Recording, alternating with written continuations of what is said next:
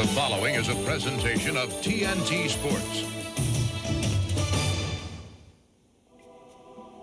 Tonight on TNT, Cleveland and Chicago Game 2. As the series opened Tuesday night, Michael Jordan collected his MVP hardware and then showed everybody in a blue uniform why he got it. Mike had 33 as Chicago took Game 1 by 14. And unlike the rugged Knicks series, the Bulls found room to roam in the opener. The Cavs have drawn fire for their perceived passive play, and Lenny Wilkens has promised a more aggressive tack tonight. Again, Cleveland will look to Brad Daugherty on the offensive end. He had 23 Tuesday. The Bulls may have center stage, but the Cavs want to give them the hook. It's Game 2 at Chicago Stadium. The conference finals continue on TNT.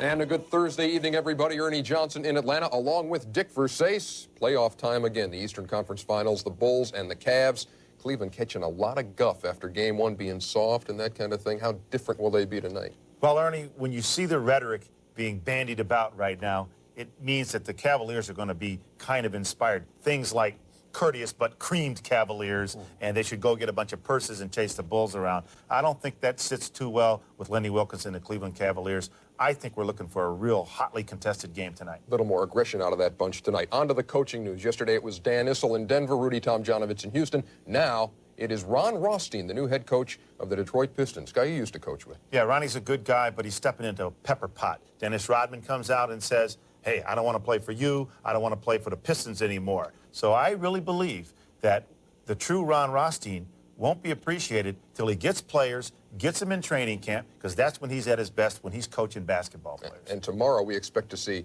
Gary St. Jean to be named in Sacramento to take over for Rex Hughes. St. Jean, a disciple of Don Nelson. He's been an assistant to Nelly in Milwaukee and Golden State, and he's learned from one of the best. In fact, this year, he was the best. Don Nelson today was named the IBM NBA Coach of the Year after leading Golden State to a 55-27 record. That's an 11-game improvement over a year ago.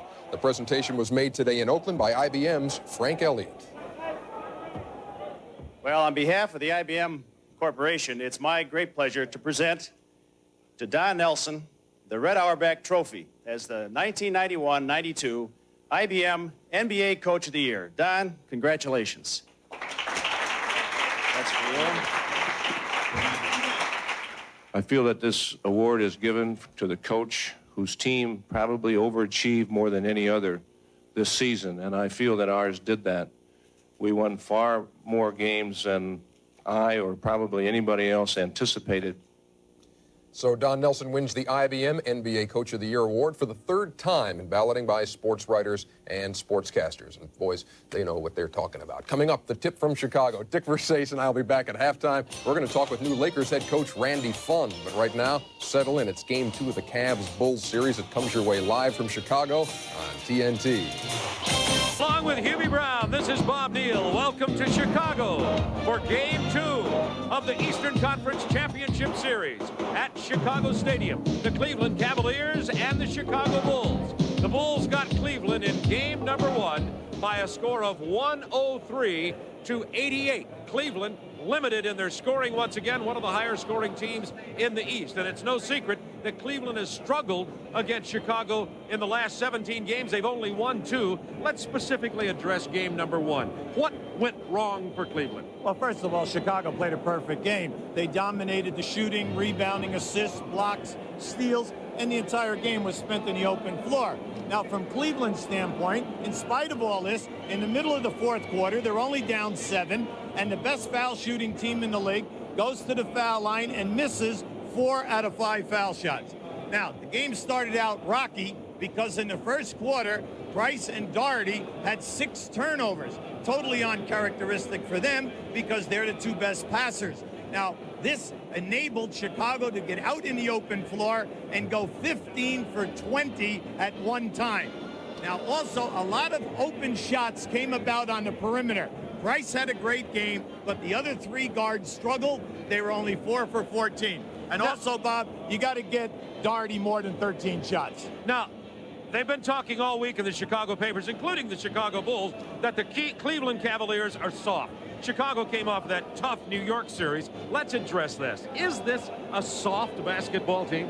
I don't think it's a soft team. It's just their style of play and the potential of their athletes, how they play within their framework.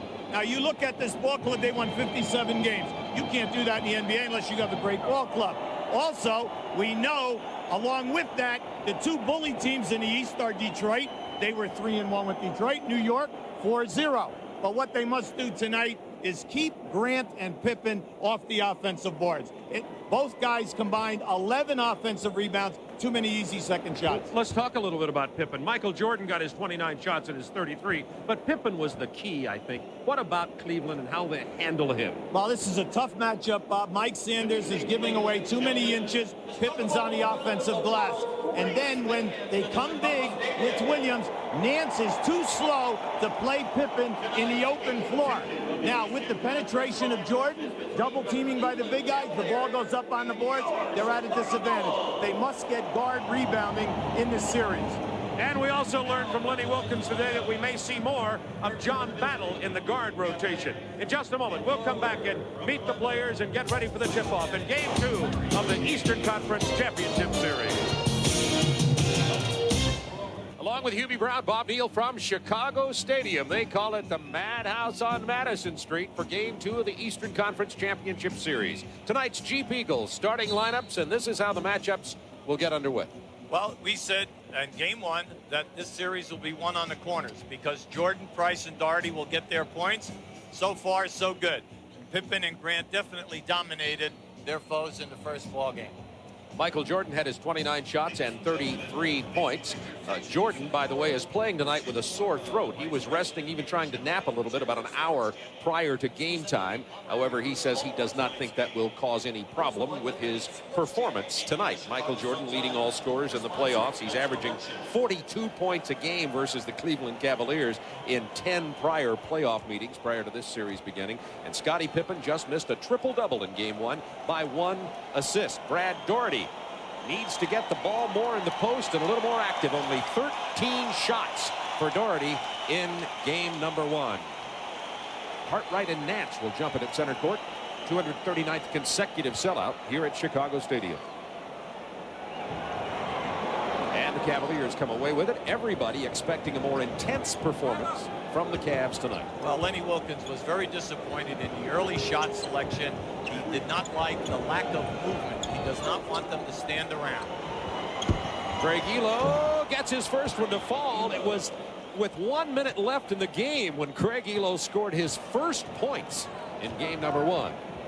At this end, we know the famous triangle offense. When the ball comes back to the top, you have to watch for the cutters cutting through or two-man basketball right here.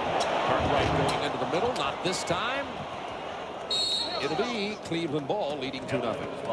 Anytime that the Bulls get into the painted area with the great shot blocking of Williams and Nance, what happens is they'll go for the shot block and then they leave the backboard wide open. The guards must come back and help. 4-0 Cleveland as Daugherty scores. That's the same guy that we were saying, get him the ball in quarter 4 because they cannot stop him, no matter how many guys they use at that center position. He hit 10 of 13 in game 1. 10 to shoot for the Bulls.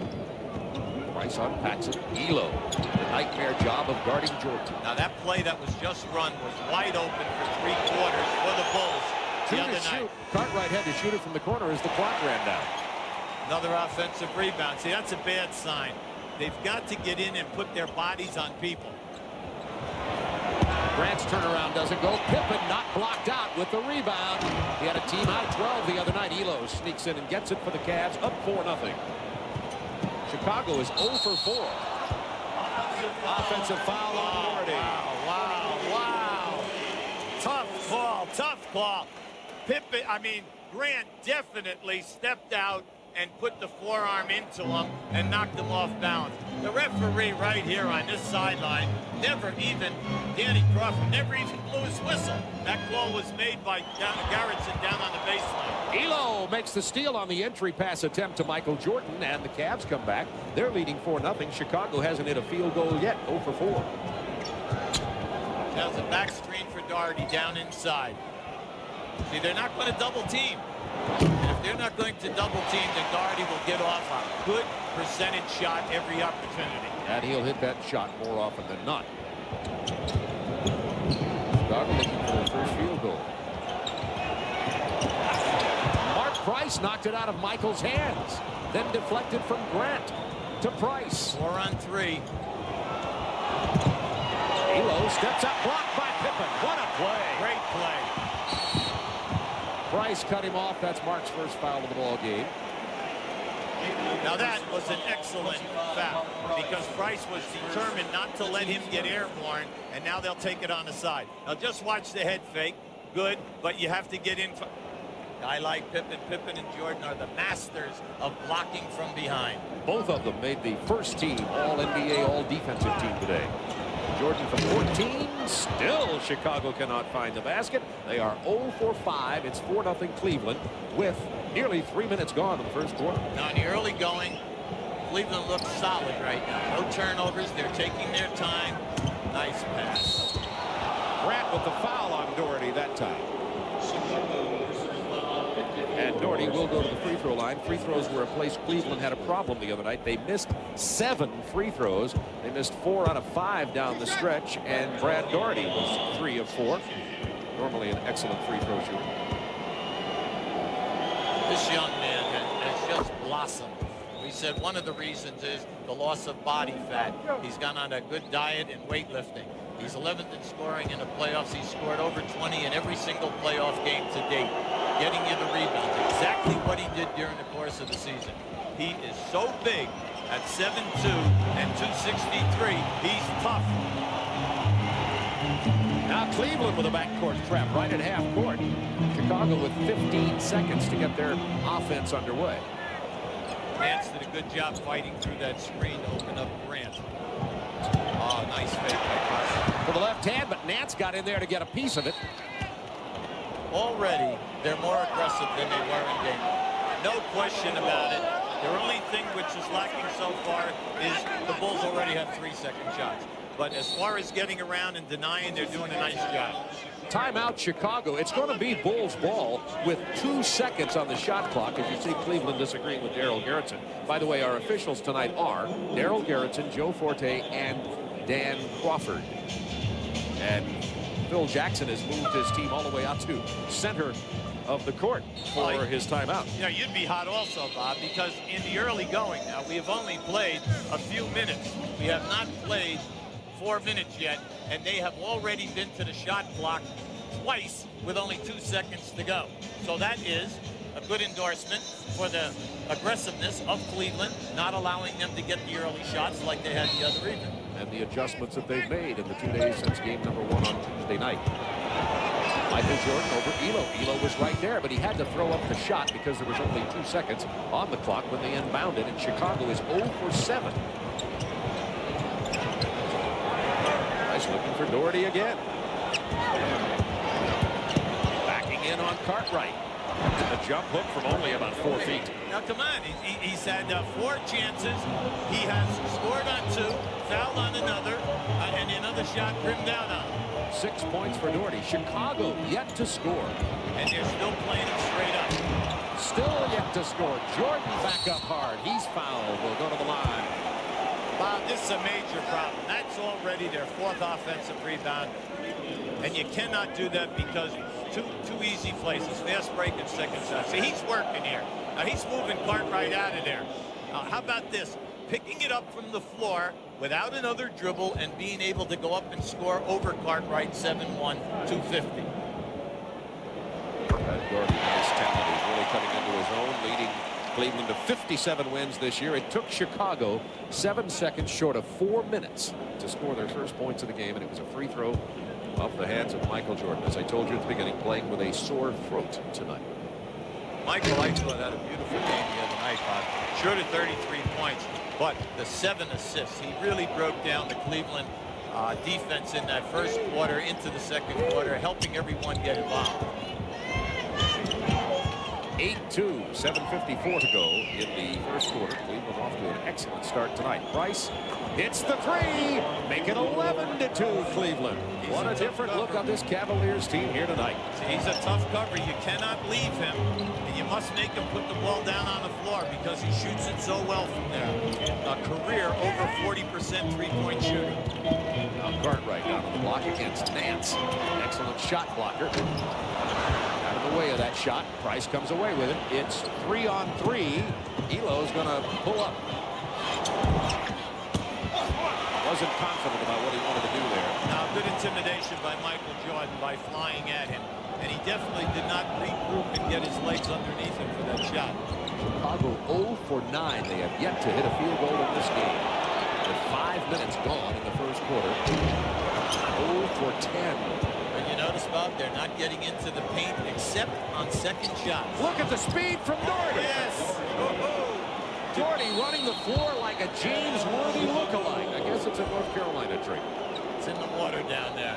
Come on, it's just so nice to see him out there because he's a complete center. He does it all.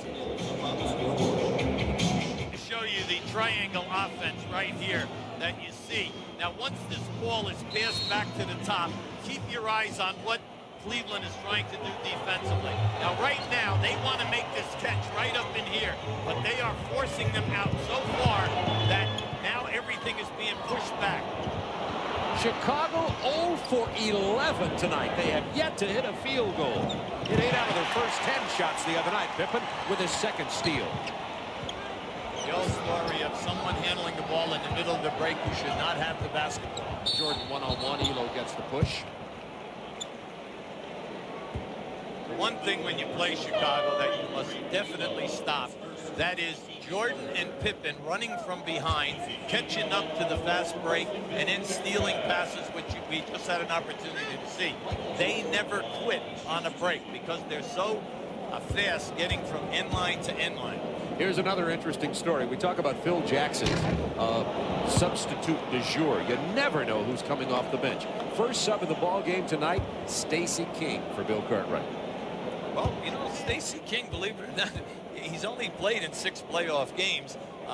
He was the player of the month for the Bulls during November. He started 11 games when Cartwright was out with a broken hand. They were 9-2, and he made a big contribution. You don't know whether it's going to be King, Perdue, Williams, who will come in at center. All 4 of them have come in and played well during the season at various times. Nice play on the give and go. Sanders doesn't hit it. Rebound goes to Horace Grant. See, they're the ones that you've got to score. You see, if he would have just taken that up and dunked it, Stacey King would have gotten out of the way. Instead, he allowed Stacey King to intimidate him to take a bad hook shot. Now both Nance and Ehlo come out on Jordan. Nance drops back. Ehlo with a steal. 3-on-2. Sanders, nice pass. There you go. 15-3 Cavaliers. They are so alive defensively tonight. They really accepted the challenge, and they're right up in here, forcing the Chicago offense out an extra 3 to 4 feet.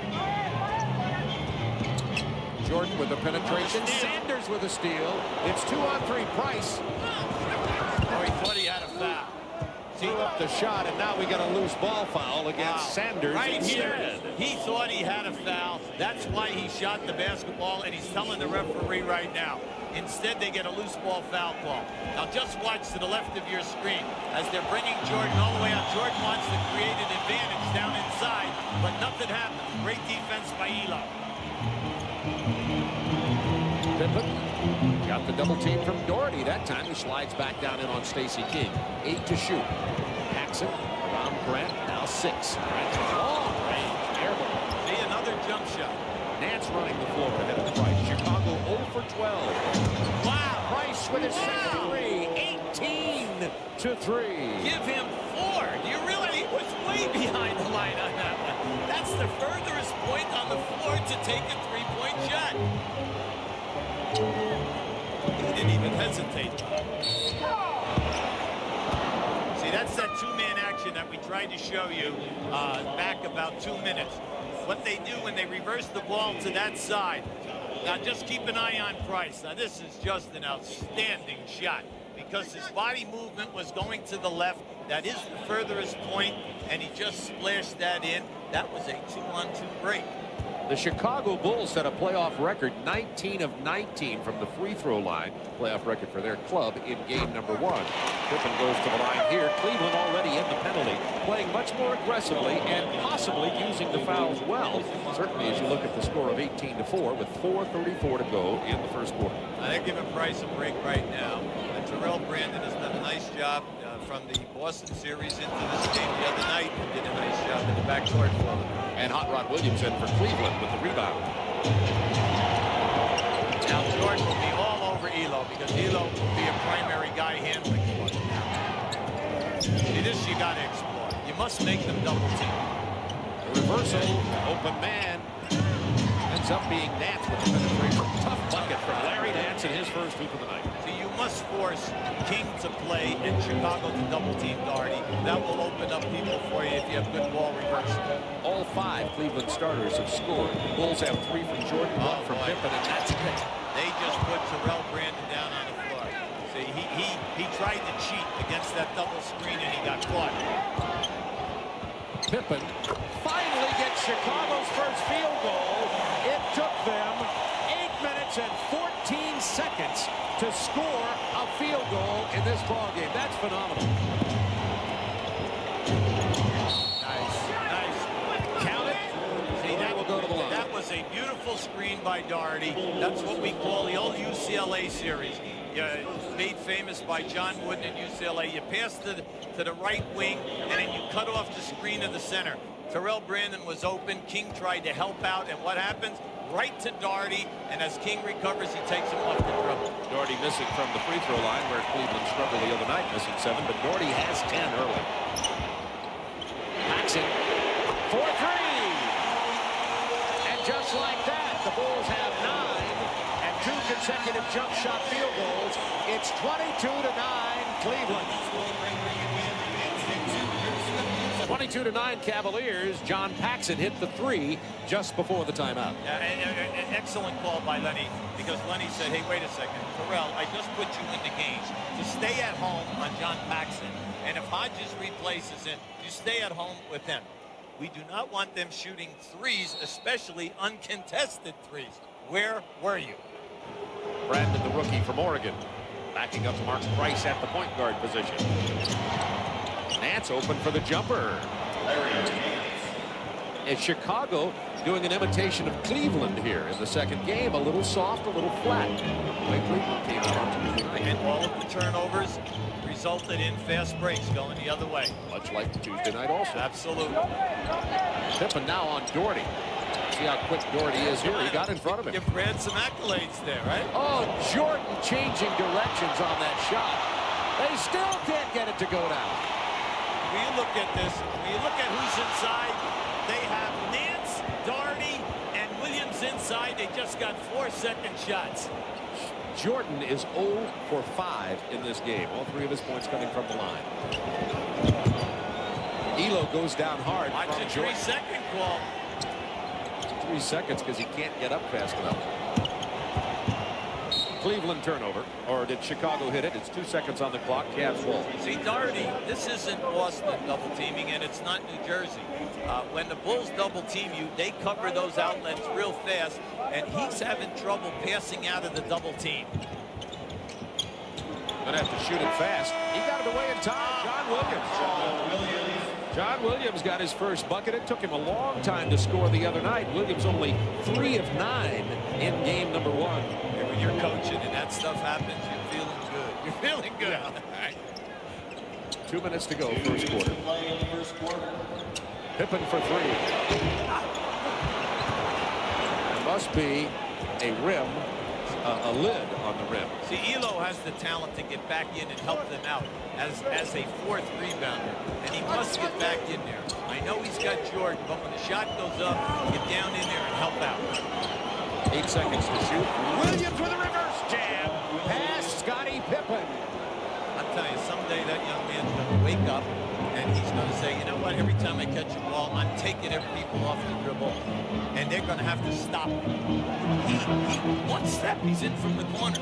Chicago is 2 of 20 from the floor. Hot Rod Williams with the foul. Now, Williams is hot. We know that he just went with the big jumper. See, there's your head fake. Now, just watch this. One dribble, and he comes up strong and sends it down.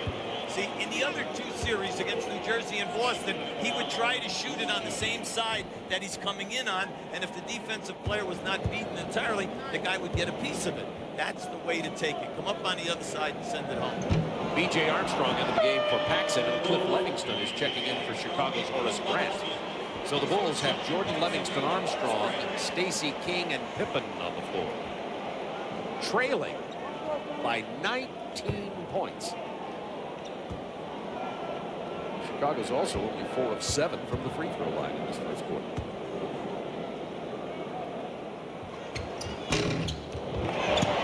Danny Ferry getting early action for the Cavs. As the game wears on, you must be prepared for them. Sometimes it's man-to-man, and sometimes it's a trap in the backcourt only after foul shots.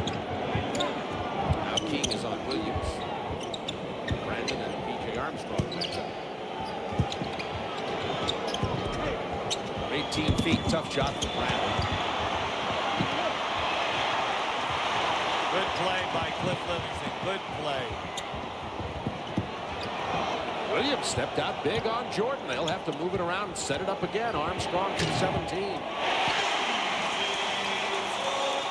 The Bulls get in double figures, 28-12.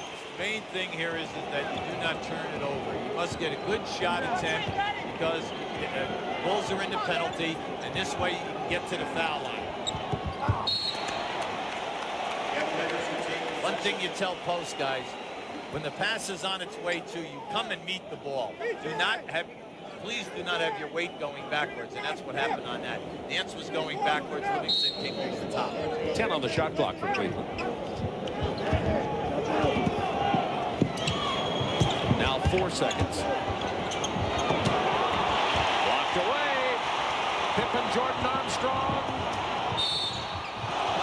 Good foul. Good foul. Good foul. No three-point play. And also, do not allow Michael to get that ball up above his shoulders. And you're going to see this a real heads-up play by Danny Ferry. See, he gets him right here. Kick the arm. Just don't let that arm get up above the shoulder area. That way you're going to prevent the three-point play. Make Jordan hit the 2 foul shots.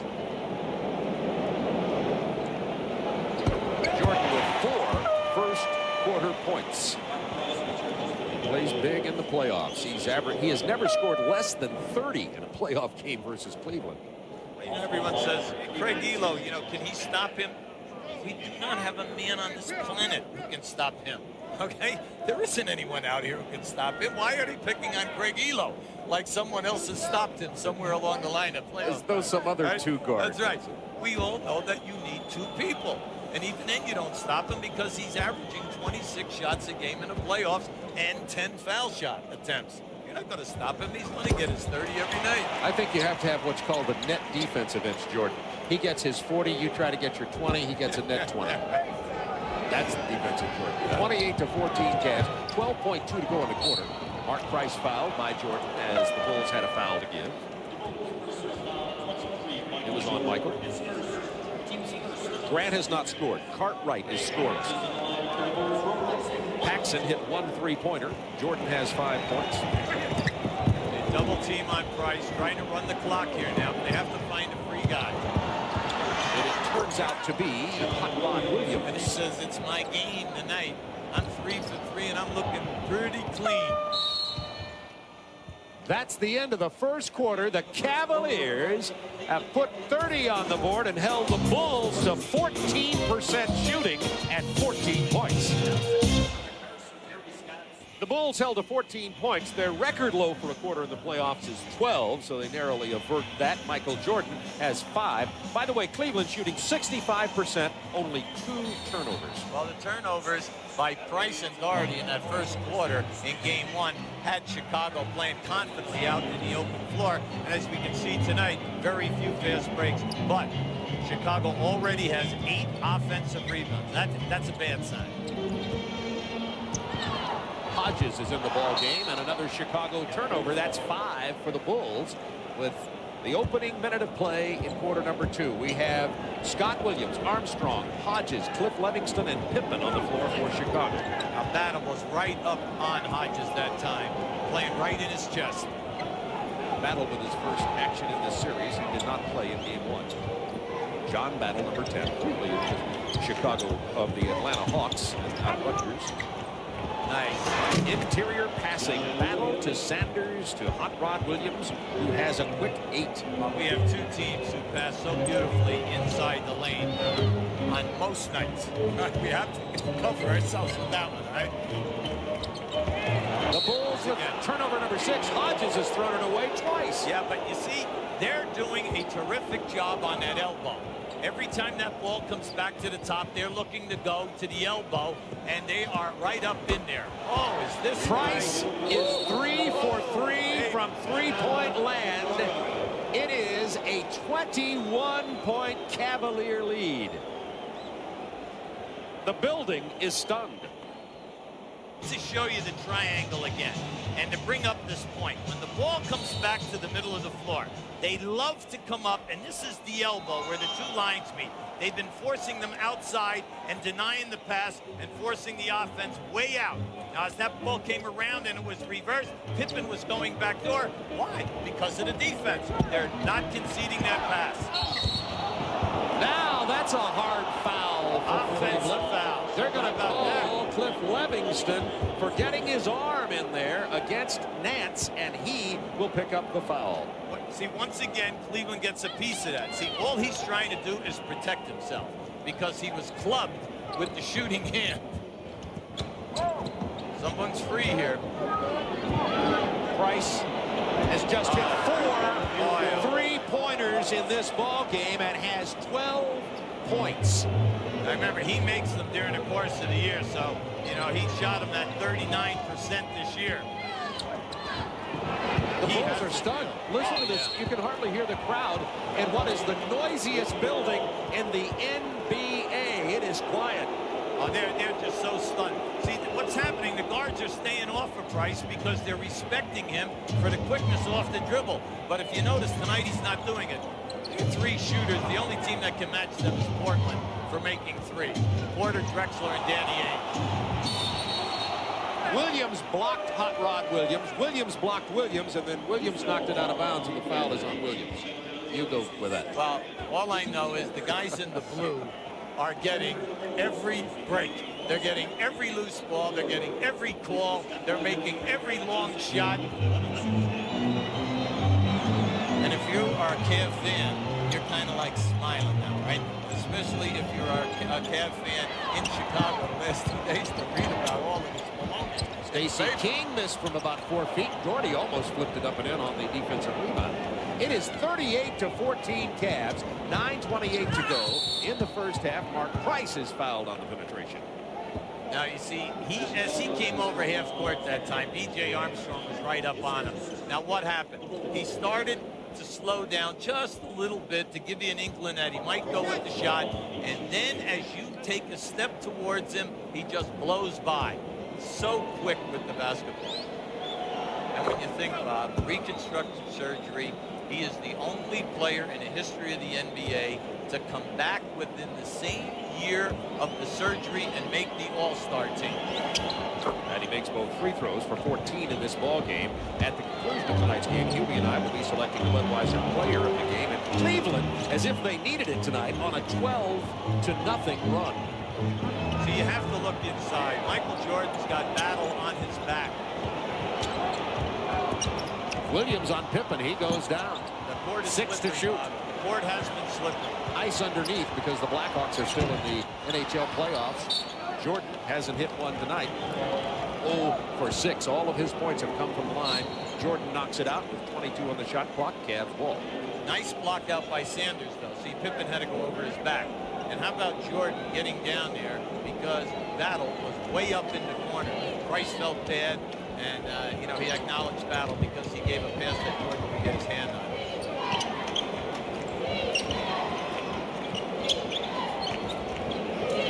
10 to shoot for the Cavs. Bob broken up by Horace Grant. Not a good pass from Daugherty. B.J. Armstrong to Pippen. Excellent pass by B.J. He had a thread and needle on that one, Bob. There was very little room to get that one through. Bulls with some pressure, not trapping at the moment. No, they're just coming down, trying to get them, you know, to waste some time in the backcourt. John Battle looking for penetration. He travels as he fell down and slid across the floor. I mentioned that the Chicago Blackhawks are in the NHL playoffs. The ice is still underneath this floor. There is condensation. That's one of the reasons that the players are falling. Just a beautiful pass that time. Now, we've seen 4 guys fall down already in the first half. Armstrong.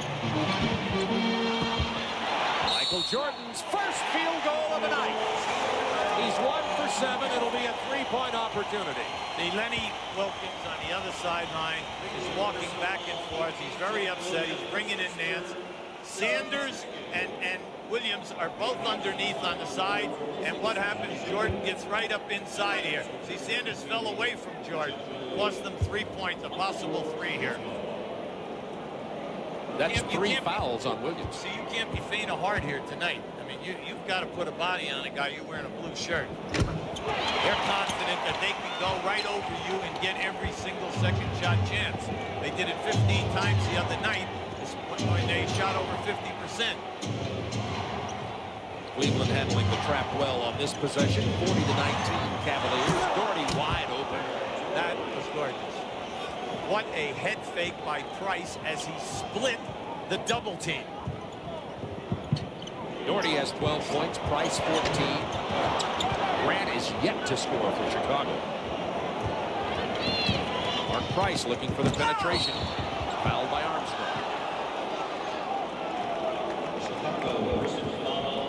Mark Price is so deceptive. Just watch as they jump out. See, he loves to split it with the dribble. How about the ball fake? And that opened up Daugherty because the center had to leave Daugherty at that time to help out. B.J. Armstrong with his second personal foul. Mark Price even missed a free throw the other night, but he does it very rarely at 9:41. All-time playoff free throw percentage leader. Now coming into tonight, only 114 for 122. 94% playoff career. Not bad. Just think of this, folks. That's a correct score. 7:33 to go in the half. The Bulls have scored 19 points.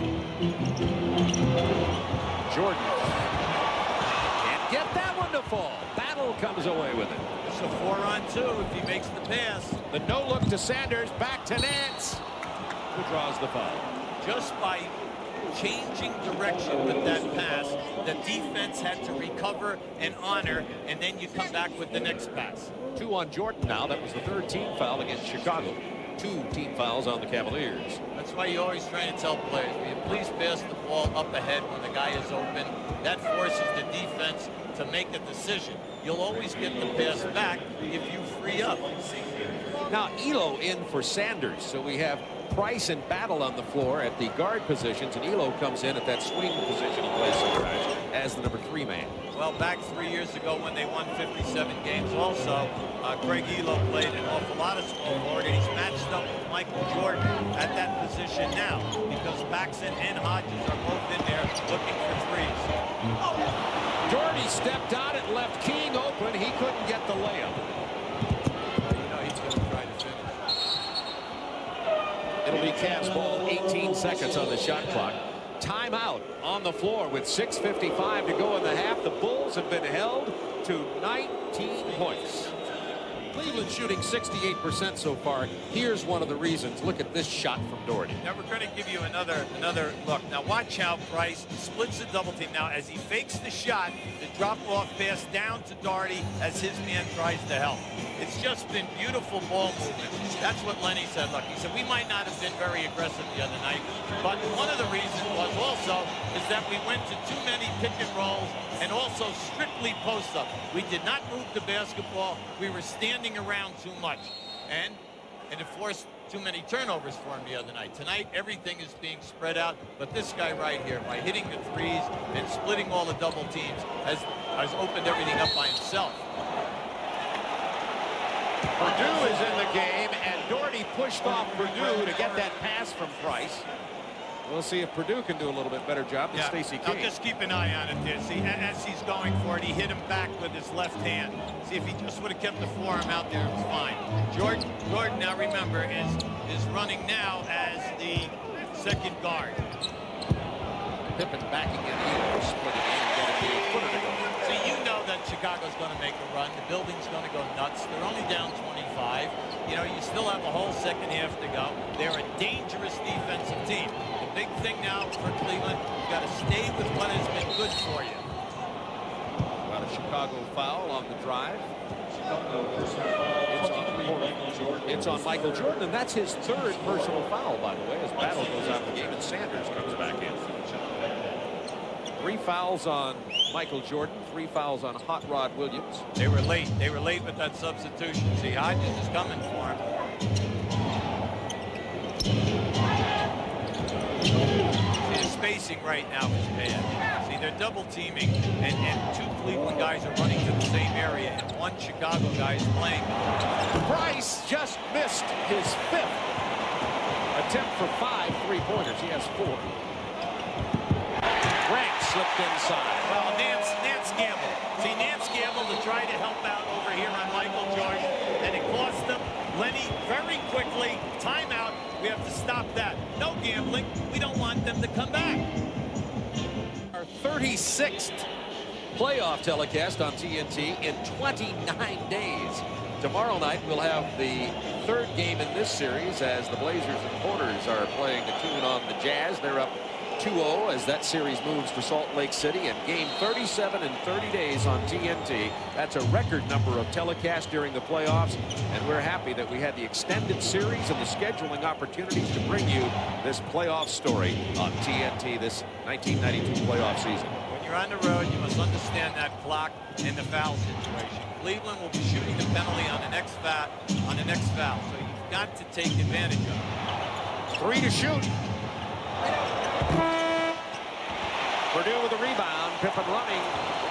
Bulls showing signs of getting back in this thing. But Price punched it away. Paxson open. He misses. He wasn't squared up for that shot. Ehlo with a rebound. And Grant had a wide open shot. That definitely should have been 2. See, we want to talk about the foul situation. You're shooting the penalty. You cannot be launching all of these long jump shots. That was a good pass. Daugherty fell asleep. If he would have met that pass, he had a layup. Jordan. This is the jumper. Gets his own board. Pippen from 14. From Michael Jordan. And Pippen now has 10. It's 21-16 this quarter in favor of Chicago. Now, Lenny just called the 22nd. He's all over Ehlo. Why? Michael Jordan shot a jump shot. Ehlo took off. He never blocked out Michael Jordan. Michael goes back, gets the rebound, hits Pippen. See, what's starting to happen now with this big lead is they're not doing the little things. The little things are the dangerous things. Lenny made a statement to us today. When you're on the road, you must play the game close to the vest. By playing close to the vest, you do not try to thread the needle on passes. All right, how about that stat? Offensive rebounds means little things. Block out your man. 4:35 to go in the half. Cavs, nevertheless, still lead it by 21. They had led by as many as 26 points in this game. Daugherty against Perdue. Here comes the double team. 5 to shoot. See, their spacing is terrible away from the ball. Terrible off after the double team. Big bucket from Sanders. Oh, come on. At the buzzer, it'll count. That's the second one, okay? Sanders from out of his range, right? John Williams out of his range. Out of his mind. Jordan. Michael, right over the top. Grant's second basket of the game, and it's 48-27. 11 offensive rebounds, and we're not even to halftime. Michael Jordan is 1 for 10 tonight. It's blocked by Grant. Paxson. The Bulls are running. You'd think it's Pamplona the last couple of minutes. What we just got finished talking about. You're on the road. The building's back. They're on a 10-2 run. They're really playing well. You have got to space properly. they're taking Daugherty out of the game with the double team.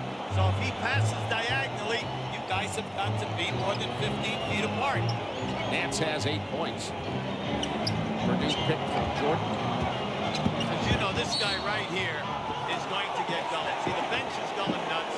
They're saying right now the referee made the call and said that he took his feet out from under him. That's the sixth time that a player has fallen because of the wetness of the floor. Because of the ice underneath it at Chicago Stadium.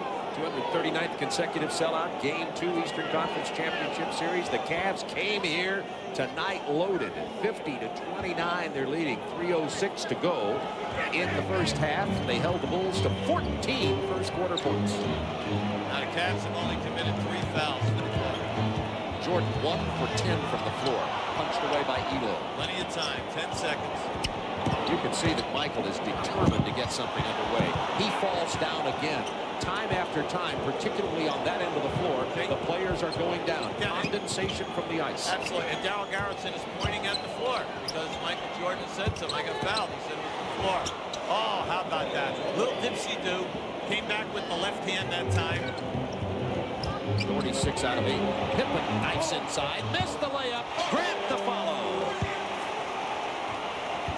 Where are Sanders and Nance? Where are these two guys?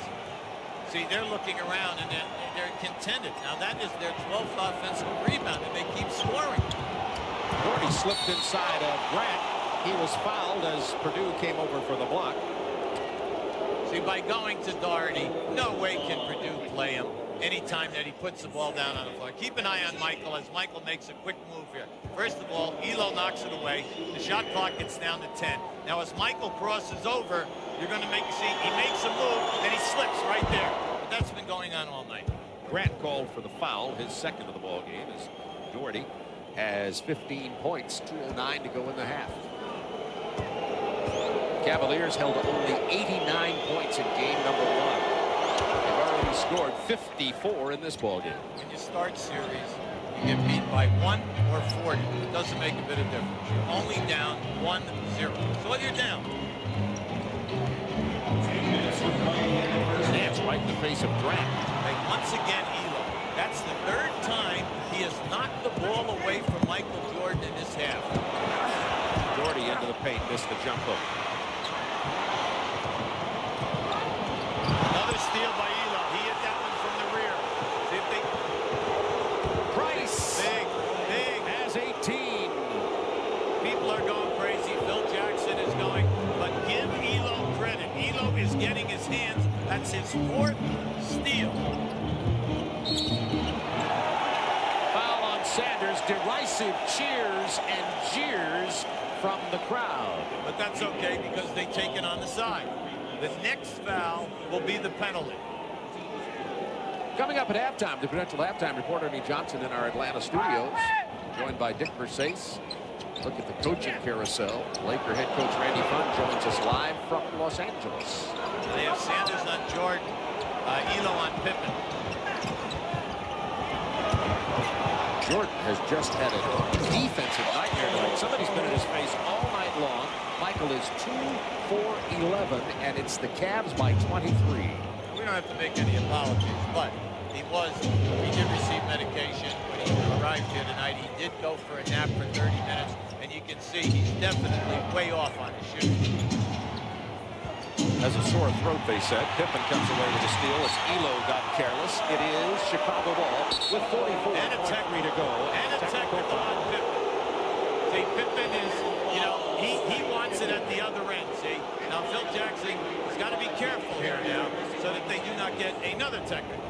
Sure, they're upset. Why? Because what's happening to them is what they normally do to other teams.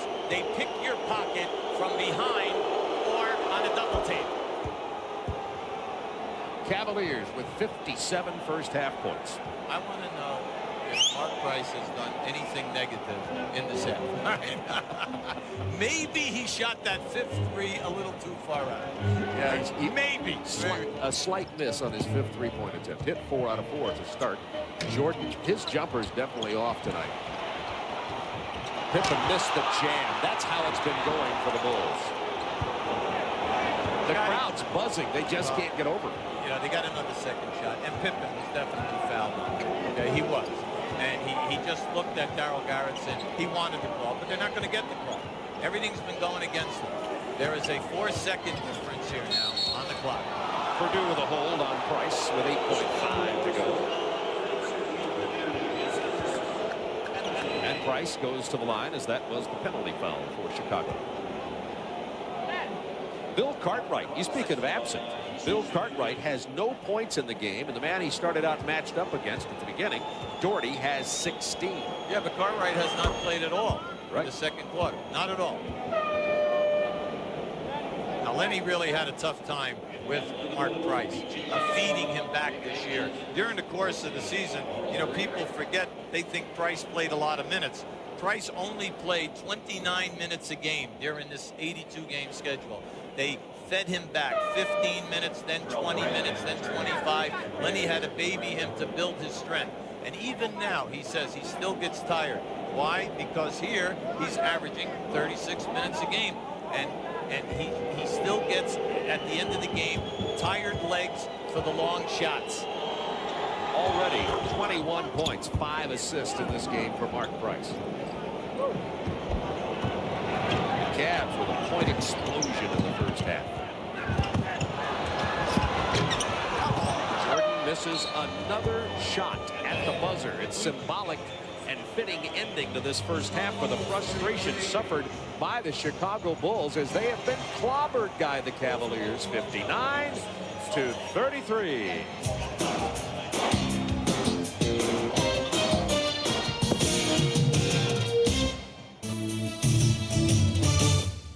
Do not, as they say, adjust your sets. That is the score from Chicago Stadium. Cleveland 59, the Bulls 33. Ernie Johnson in Atlanta with the Prudential halftime report, joined by Dick Versace. People said Cleveland's got to be more aggressive. They got to be more physical. Lenny Wilkins, in effect, saying you don't have to knock the bark off somebody to be more aggressive. These guys have responded tonight. Well, they've got great athletes, and anytime you take great athletes, Ernie, and then you make them take that athleticism and play defense with it. Add to that the fact that these athletes are great offensive players besides. Now you've got a double-edged sword, and Chicago is paying the price right now. You know, you talked I think earlier this week, you said Lenny Wilkins has to come up with some kind of Jordan rules thing. He can't put Craig Ehlo out on an island trying to guard Michael Jordan, and they've changed that too. Well, I was a little surprised that they didn't do it in Game 1. I just think that they've been burned so many times by what Michael Jordan can do, but this time they've come up with a plan. We just happen to have a telestrator play ready for Versace. Go ahead. All you got to do is look to see that Chicago is going to try to get into their normal triangle. Pippen's going to come over here. They're going to get a posted player here, and then there's the triangle there. It's kind of an isosceles triangle. Wow. And there'll be a little pin down here for Jordan. Normally, Craig Ehlo will play him one-on-one. Let's watch Ehlo here and see how he plays him. He normally would come up the inside or follow Jordan around the screen, but it would only be Ehlo. So let's watch and see what happens here. There he comes up the inside. It looks like it's just Ehlo, but lo and behold, a double. A double team and not only that, look at this. They chase him out wide open inside with a little, anticipated coverage is Horace Grant, but I think this pressure by these athletes of Cleveland is the thing that's really making a difference. Look at Jordan. He's susceptible for a steal. And actually, there were several steals in the first half. And I think Craig Ehlo has 3 of them. And Mike Sanders finishes with a nice little transition basket. And that's one of the reasons it's a 26-point lead and a free geometry lesson on the isosceles thing, too. Yeah, well, I don't know if that was the right triangle. Well, that's okay. Now, let's talk about because coaching. It was a right triangle. At any rate, coaching news today. Don Nelson is the coach of the year from Golden State. Ron Rothstein, the new coach of the Detroit Pistons. Gary St. Jean's going to be the new coach of the Sacramento Kings as of tomorrow. The coaching carousel has not ended in the past month or so. You take a look at the way things stood in the league about a month ago, and you see that Dunleavy and Daly and Hamblin and Fitch and Fitzsimmons, all these guys had their jobs at that point. Changes were in the works, though. Let's look at the coaching carousel and what has transpired over the last 30 days or so, Coach. Well, there's been 25 coaching changes in the NBA since Mike Fratello left the Atlanta Hawks, which wasn't that long ago. And right now you see some brand new faces. Tarkanian, I think, is in for the biggest adjustment because he doesn't have an NBA background. Ehlo will be okay. He's got some good, solid help. Gary St. Jean's ready. Rostein's been there. And Paul Westphal was a terrific player in the league. And Mike Dunleavy is just a geographical change. And still to be determined in New Jersey as to who Bill Fitch's replacement is going to be. You also see the name of Randy Pfund there with the LA Lakers. You're going to know much more about Randy Pfund when the Prudential halftime report continues. We'll talk to Randy in Santa Monica after this. Lakers. Not much head coaching experience, but a lot of experience. Well, Randy's a guy I know real well. I tried to hire him when I went to Indiana, but he liked the ocean too much, so I couldn't get him to go. Don't be fooled by what you think is not an illustrious coaching background. This is a young man that's eminently prepared to coach the Los Angeles Lakers. He's had great schooling from the brilliant Pat Riley. He has put in the hours and the miles that are necessary to prepare yourself to coach in this league. I predict he'll do extremely well. Let's spend a few minutes with Randy Pfund. He is in Santa Monica, California at Legends, and he likes our bump music, too. We saw you getting down with that stuff, Randy. You told me the other day the honeymoon is already over out there. You get the job Monday, and by Tuesday morning, the honeymoon had ended. Tell me why. Well, I showed up at the office early, eager to get after my new job, and the security guard said, "Good morning," and I said, "Good morning." He said, "Congratulations." I said, "Thank you very much." He said, "Now, how are you going to get us back to the finals next year?" Well, he makes a good point. How are you going to do it, Coach? Well, we have some changes probably to make, but I think more than anything else, we need to get healthy. We need to get back to playing a little bit quicker pace game. And I really hope to maybe come up with a little bit different style for the Lakers in which, maybe we get to a little bit of passing game, a little bit more moving and cutting. And, of course, we need to shore up our rebounding. We slipped this year a lot in that department, and that's something we have to speak to right away. Randy, you've got that lovely little condo right on the beach down there. You had a nice California lifestyle. You saw the Carousel. Why would you want to get into this head coaching end of things? That's a good question. Well, Pat liked New York, and apparently Mike likes Milwaukee, and I love L.A. So, no, it's a tough business, and but I think I've been well schooled, as you mentioned. My 5 years with Pat and 2 years with Mike, it's really been an advantage for me to see Mike come in and start as a new head coach. I think those things will give me an advantage. We have some great veteran players here. I'm very comfortable with the guys we have who have championship rings on their fingers. And what we have to do is develop some new young players who play with that type of championship quality. Randy, let me ask you about the Magic Johnson situation. There is talk that he will unretire this summer. Is he fitting in your plans right now? Do you think you'll have him for a whole season, for part of a season, none of the season? Where's he fit in? Well, he fits in anybody's plans just fine. I have to prepare like Magic will not be here next year, and that's how I will approach it. But certainly what he could add to this team is almost immeasurable, and we'd look forward to that at any point in time. If we thought that was a possibility, we would fit him in just fine.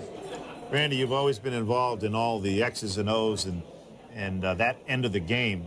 Are you prepared for all those other ancillary things that you're now going to have to face, dealing with the media, solving player problems, etc.?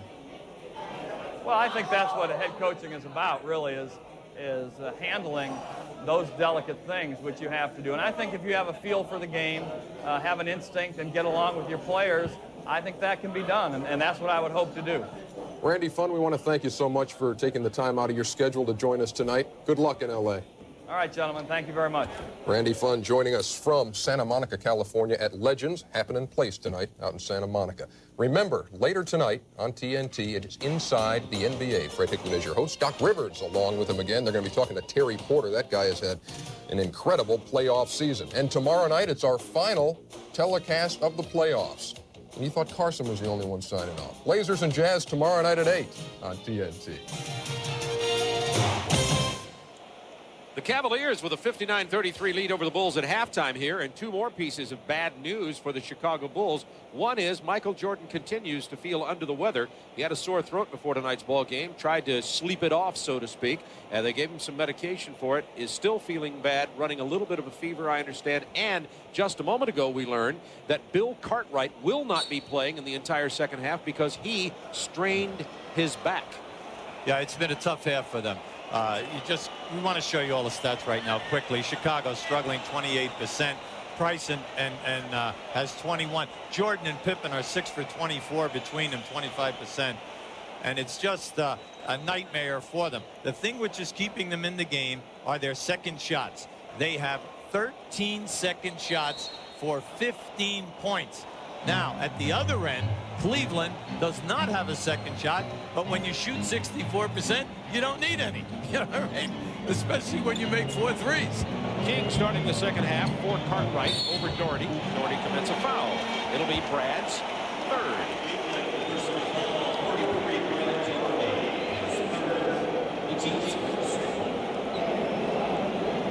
There's what Pippen and Jordan did in the first half. Pippen hit 4 field goals. Jordan shooting 2. Once again, Jordan playing tonight feeling poorly with a cold and sore throat.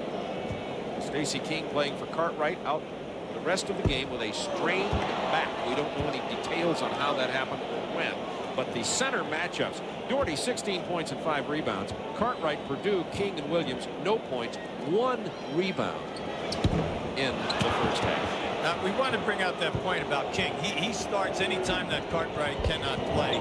They use King as a starter. So this is not a surprise. But he usually, comes in with some pretty good points and excellent rebounding. Sanders with the turnover. Chicago trying to come back, trailing by 26. Jordan continues his shooting woes. He is 2 for 14. Big thing now for the Cavaliers is to take their time, get high percentage shots, try to get on the foul line like they did in the first half. They were 13 for 14 on the line. Play to your strengths. Daugherty's jump hook. Rattles out of there. Grant with a rebound. Look out. Nice ball. To King, who sneaked in behind Daugherty. That's right, and that was very smart. He made the call, called for it. Pippen, eye contact, nice pass. So you're at home. The Bulls are confident.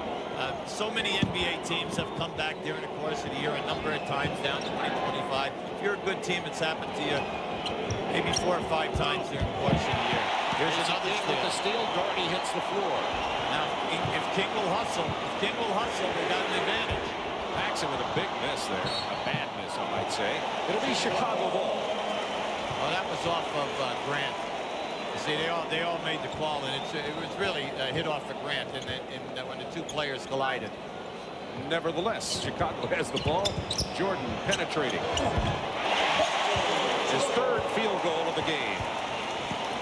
He's talking to himself right now. All the coaches out there, whatever level, you know this is a tough time for you when you're Lenny Wilkins. You're on the road, hostile crowd. They want to cheer at the drop of the hat. You want the game to end like in the next 30 seconds. Illegal defense called against Chicago. This end of the floor was a problem for the Chicago Bulls for many reasons. One, they couldn't hit their shots. But 2, this end of the floor seemed to be the slipperiest.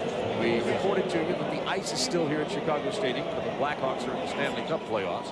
And it is more slippery at the Cleveland offensive end than at Chicago's end. Very, very warm outside the building. About 85 degrees today. Nance from Price. Cleveland ball. Excellent defense by Michael Jordan. Michael did not come in there. Daugherty had a layup on that second shot. And just watch this. See, Nance is wide open. They can get that anytime they want. They double team. Now as Daugherty brings the ball up on the other side, Jordan got in there, got a piece. Ehlo misses from the corner. That, by the way, was Cleveland's first offensive rebound of the game. Daugherty with the steal. Yeah, Pippen stumped himself there. Nice move. I'm sorry, but I love it when he finishes the break. This guy sends it home. 61-37 Cleveland.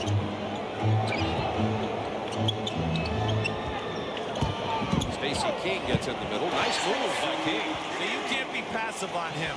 You must respect him. He has a nice game. He's quick moving.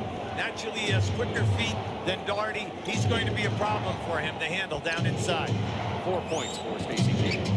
But likewise, Daugherty a problem for King. Punched away by Pippen. Cleveland ball, 8 on the shot clock.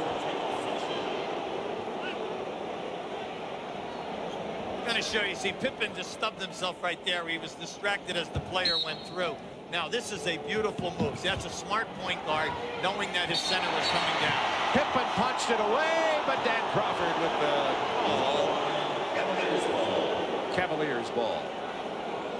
Scottie Pippen just feels that these three guys are not on the same page as he is tonight, because he is involved in all of the controversial calls that are going on. Cavs have a 61-39 lead, and believe it or not, it doesn't seem that safe. 8:47 to go in the third quarter. Let's look at tonight's Chevrolet scoreboard. It's a recap of what happened on Tuesday night as Portland took a 119-102 win, and they lead in that series 2-0. That series concludes tomorrow night, or concludes. It moves tomorrow night to Salt Lake City, where the Utah Jazz are very, very tough at home. See, all coaches have a little time clock when a ball club is rallying against them. Whether it's 6 points, 8 points, they have a little clock. As soon as you get that on and it's 6-0 right now, they'll call a timeout. That's what Lenny Wilkins did. And Nance is able to score the basket and put it in the leading for the moment. 24-point Cavaliers lead, 8:25 to go, third quarter. Cartwright out with a sprained back. Michael Jordan playing with a slight fever and a sore throat. The Bulls are really popping people on all of their screens. They're hungry right now. There's another illegal defense now. That will cost them.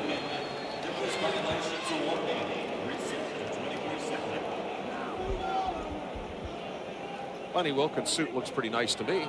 Somebody in the newspaper here in Chicago said he had an industrial type suit on.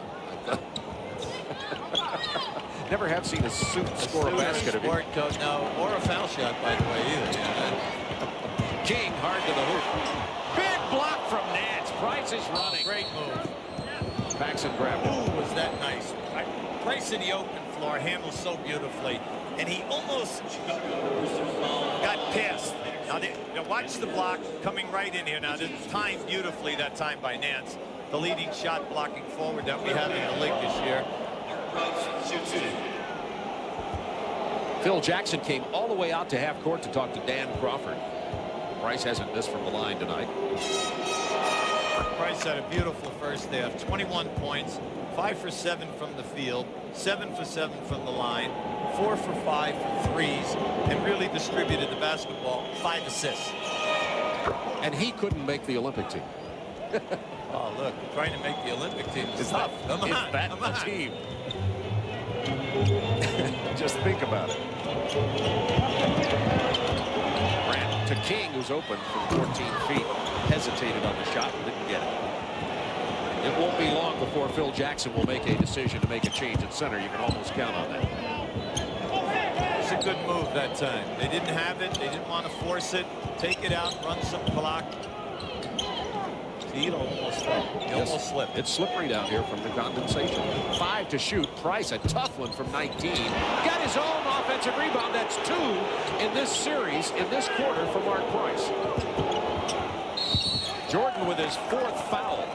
See, any time that Daugherty makes that diagonal pass out of the double team, when he comes immediately across high, they have Chicago in a 2-on-1 situation on the opposite side, and they can get some good shots. Now, the big thing now is don't take the jumpers if you can drive to the basket. And go figure this. Michael Jordan obviously with a foul there, but they call it on Horace Grant. That's his 3rd. Jordan continues with 3. And the change was made at center as Will Perdue checks in. B.J. Armstrong comes in to get John Paxson. Now, that's because Paxson has allowed Price to launch 2 desperate shots.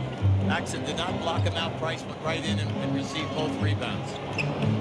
Cleveland's biggest lead, 28 points. So we want to bring that point up. If you notice, the Bulls' offense is pushed out high. It's almost out as high as the 3-point line. Another block from Nance. This time recovered by Grant. Tough shot. That was the 3rd block of Larry Nance. When you play horse, that's the shot you take. Behind the backboard, shoot it high, over the top, and hope for a swish. From behind the car. Over the bush. And the gun. Daugherty had it blocked by Perdue. See, Brad wanted a call, but you're not going to get that call. You're not going to get that tonight. They've allowed it go at both ends. Now, in the first half, Cleveland was the recipient of all the non-calls. All right, well, now, this half, you've got to send it home big. Everything has got to be two-handed, not one-handed soft stuff.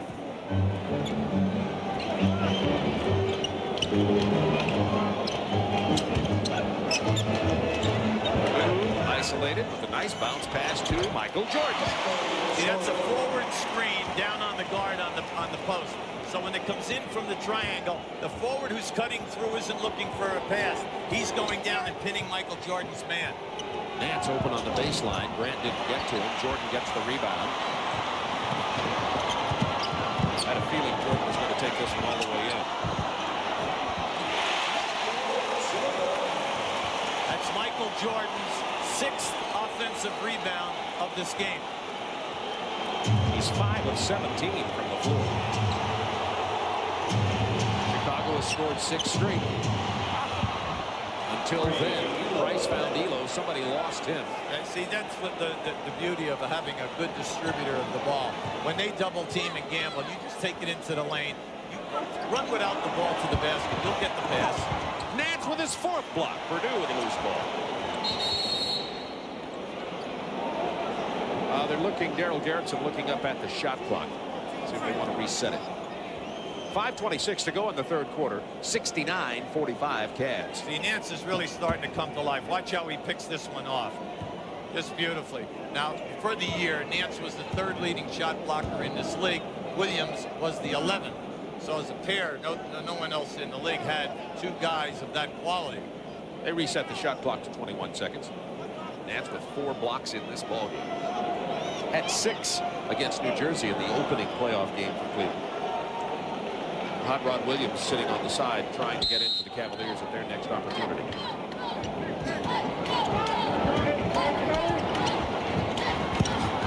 Jordan on the baseline with some trouble finds Armstrong. Nice pass.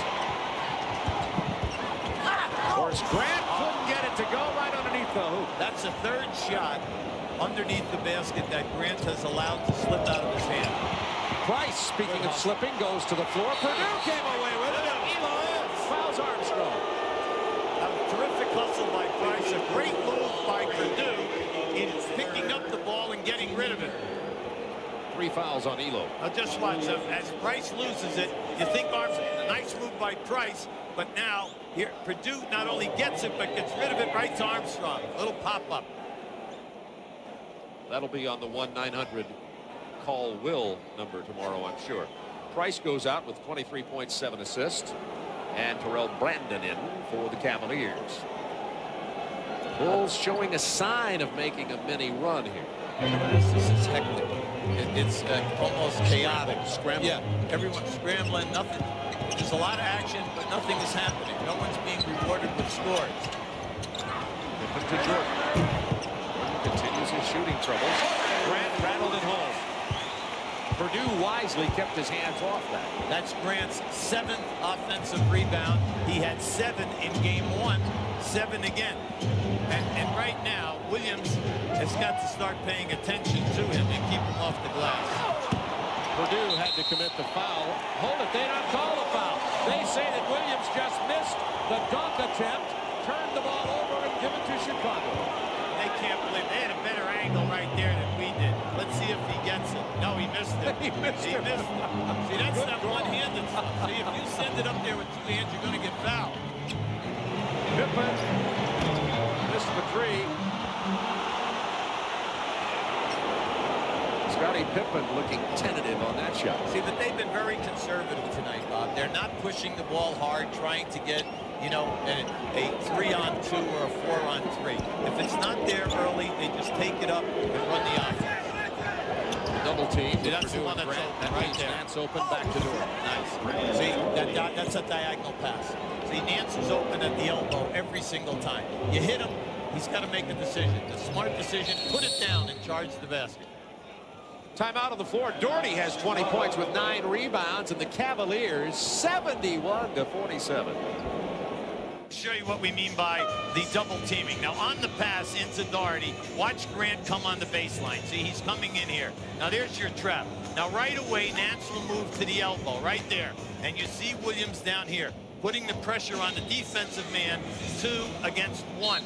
Now, once you make that diagonal pass, see, now the decision on the defender, if I come to him too hard, he can go right past me. And then you have the opportunity to drop the pass off, take the drive yourself. If he stays low, then you take the jump shot. 3:43 to go in the quarter. Cavs 71-47. Chicago with 18 on the shot clock. Daugherty out on Pippen. Jordan's rebound and the foul. Pippen only 4 of 14 shooting the ball tonight. You see Jordan looking at Craig Ehlo. Ehlo's only scored 4 points, but Ehlo with 4 assists, 4 steals, and he's hounded Jordan into 5 of 19 shooting from the field.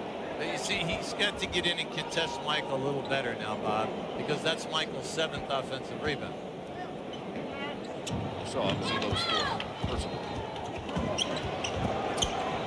Perdue from the corner. Brandon stole the rebound from Pippen. Perdue missed a shot. Now Scott Williams will come in to replace him. Quick trigger from Phil Jackson. Pippen hit the floor hard. Call a foul? No, he's out of bounds. Purdue's out of bounds. Now you see, once again, the double team, the diagonal pass. They passed down inside, but Williams did not get the job done. We're talking about the slippery floor. Yeah. Oh, my.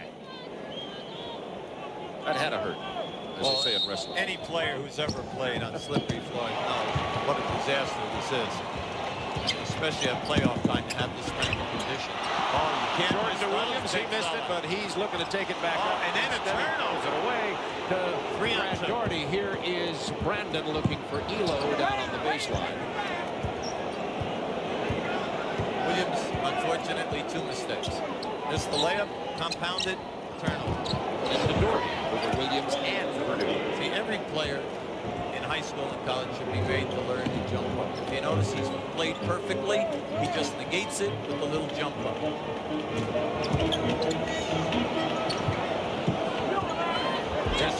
They're so good tonight in the passing lane, Bob. They've done a terrific job in pushing the offense further out. No easy shots. And Armstrong was bothered on that shot by Brandon. Cleveland making a statement here tonight. Call us soft, will you? They're saying. Chicago only shooting 30% in this ballgame. Bill Cartwright out with a sprained back. You got to get it down in there now. You're inside of 3 seconds here. 2, 1.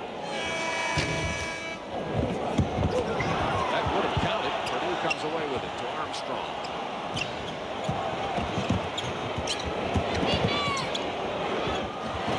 Jordan continues his struggles tonight. Bob, they're doing a much better job on the lane coverage, if you notice. They're just shielding them to either go to the baseline or to keep them out of the lane, and it's working tonight. Daugherty finds your the open man. There it is. The double team. Jordan is only 5 of 20 tonight, by the way. You know what Nance said? I'm not passing Williams the ball. I've given him 2 chances down here. I'm taking my J. I think he said that, Billy. They never said it, but it's chancy. Yeah. See, they can't get into the lane. See, they've been doing a very nice job. Perdue to Jordan for the jam. That's one way Michael can increase his shooting percentage.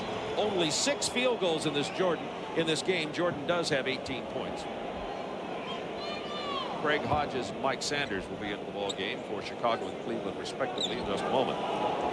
Bulls held to under 50 points, and that's right, we're approaching the end of the 3rd quarter. Big thing here for Cleveland. No turnovers from now to the end of this quarter. You only have 59 seconds. Could be 2 offensive chances for you. The big thing is to get a shot or get fouled. Do not turn it over, especially now in the backcourt. Terrell Brandon is going to be double teamed here now by Pippen. Can't get a turnover here now. And they got it. Pippen is fouled. Anytime Scottie Pippen and Michael Jordan are pressing you, you cannot get cute. You get cute and fall asleep on a reverse move, they just take you. Now you're going to see it right here. See, you got a bad bounce, all right? But you can't. You just have to take Armstrong. Take Armstrong strong. Do not dribble into the double team. Scottie Pippen with only 10 points tonight. He and Jordan were the show, along with an assist from Grant and Cartwright in game number 1 as John Battle gets in for Cleveland. Ehlo sits down. Well, you know, you have to give Pippen his due. He not only scored 20 points this year, he had 7 assists. He led the team in assists, and he also led the team in rebounding. Now, when you consider that a small forward had over 7 rebounds, that is terrific for that position. Cleveland ball. Chicago's going to offer some token pressure here. 25-point Cavs lead.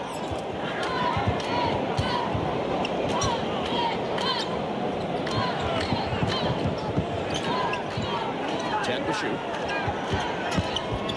Staying within, running all their options. Daugherty with a nice move. He got Scott Williams airborne, and he committed the foul.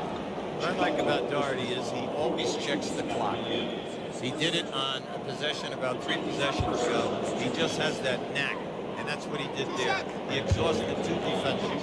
And I made a mistake before. Grant was the leading rebounder on his team with 10. Pippen was second with 7.7. Almost 8 rebounds for a small forward. Brad Daugherty with 22 in the game. He said the toughest thing on this trip for him so far was the day off and all the shopping malls around the hotel. He hit him hard. Hey, a tough compliment by Wayne Embry. He has the IQ of Bill Russell, passing ability of Bill Walton, Alvin Adams. He's as strong as Wilt, and he's got the base like Wes Unseld, and he has low post moves like Kareem. A pretty strong statement by your general manager. Then why isn't he making $7 million a year? Well, what I said, Wayne didn't talk about that part. I want to be his agent. Chicago with the turnover. Armstrong threw it out of bounds as he tried to thread the needle. 27-point lead by the Cavs. 10 seconds to go in the third quarter. Have to watch for a high pick and roll now with Daugherty.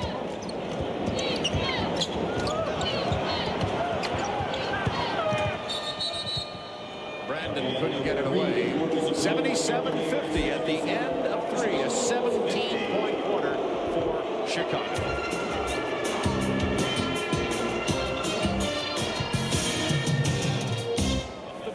Were to outscore Cleveland 40-13 this quarter, we'd have a tie game in overtime. I like your logic there, but let's look at the Bulls. 14, 19, and 17. Michael struggling, but definitely under the weather. You just look at the points and then the field goal percentages. It's just amazing. They're relying on Pippen and Jordan to get it done tonight.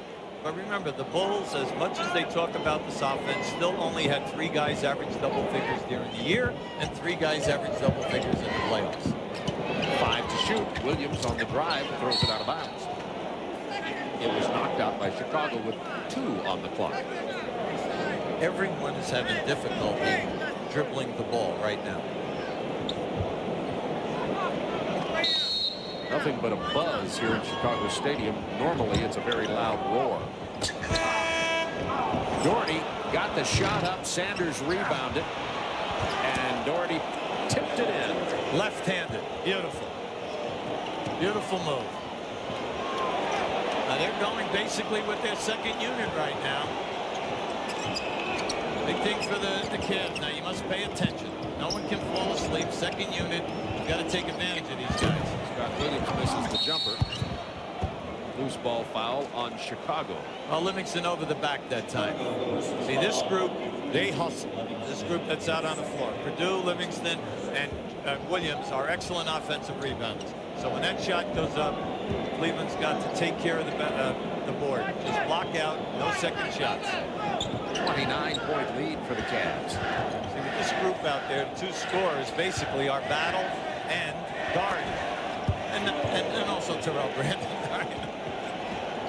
31-point lead. That's the biggest of the game for the Cavaliers. The fans here, some starting to head for the exit with 10:40 to go in the game. Michael Jordan is on the bench. Now that's the way to send it home. That's the way to send it home. That's a two-hand stuff up over the top of Daugherty. Perdue's first points of the night. Cleveland has definitely had better ball movement. That was Lenny's #1 priority. Better ball movement, so we just do not have all 5 guys standing around. Daugherty goes in almost uncontested. And Brad Daugherty has 28. Remember, Bill Cartwright's on the bench. He strained his back in the first half. Nice save by Williams. The battle ahead to Frank. Nice pass. Nice. To Sanders. Smart. He saw Perdue coming down, wanted to eliminate the shot clock. They're calling timeout. Lenny, a very happy guy. See, you know what you like about Lenny? You can never tell whether Cleveland is up or down. Right now, just look at him. Very somber, just moving along. Lenny Wilkins, you were making a comment about Lenny, his poise, his experience, one of the great coaches in the history of the NBA. Well, there it is right there, and you can see he has a real shot at catching Auerbach. And Lenny is already in the Hall of Fame as a player. He was only on 9 All-Star teams in 15 years. He's been a coach in the league for 19 years. And this guy right here has made himself more noticeable because of his defense tonight. He's been out denying in the passing lanes like I've never seen him play this way before. Hot Rod Williams has 10 points and has played an outstanding game.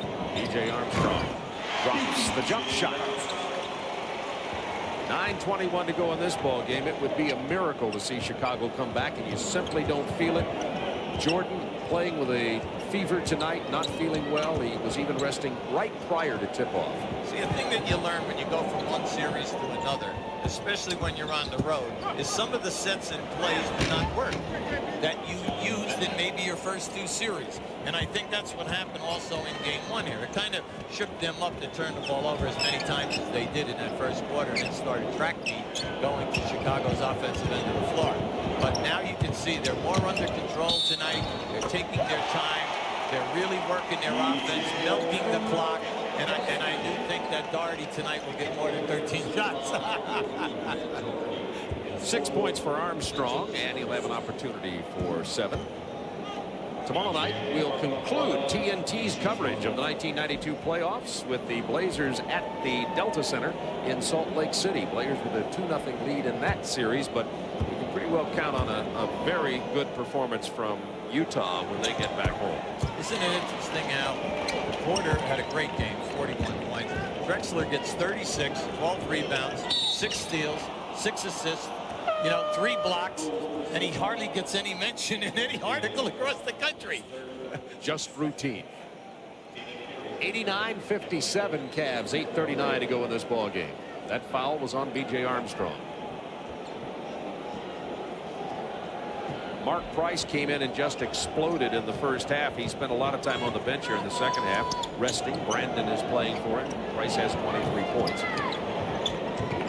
And his services really aren't needed at the moment. Plenty of time. Perdue with the rebound. Price was magnificent. I think he stunned them making the 4 threes. Loose ball foul on Hot Rod Williams over the back of Livingston. That's 4 on Williams.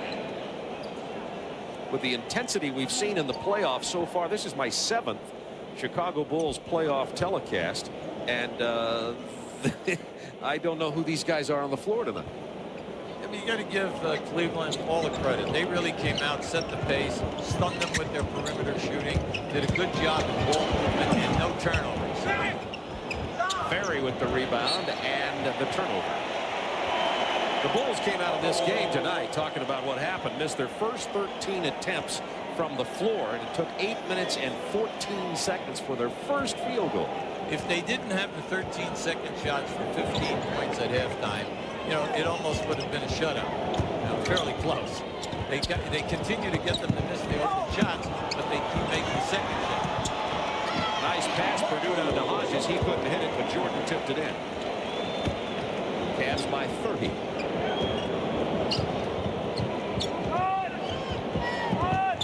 Lenny said, take your time, run your options, get your high percentage shots.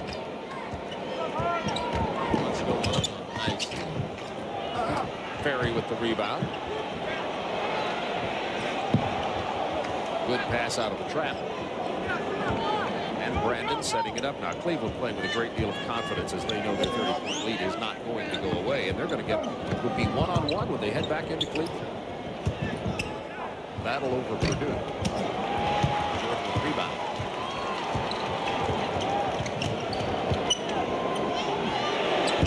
Hodges can't even hit the three. He's the leading active player in the playoffs with 3-point attempts coming into the game. He was 9 of 15, but he's not dropping it tonight either. See, they're looking for Battle to be a big scorer for him here. He averaged 13 last year at Atlanta. This year at Cleveland, 10 a game, and he's an explosive player. Dutch boy in the paint. Talk about a reversal from game 1 to game 2. Now, if they were not getting the 21 offensive rebounds, come on, how many points would they have scored tonight? But down here is a big story. Daugherty naturally is on fire. The Bulls centers, you can see the production. In game 1, the Bulls centers had 18 points and 14 rebounds. Bulls missed their first 13 shot. Cavs outshoot them by 21%.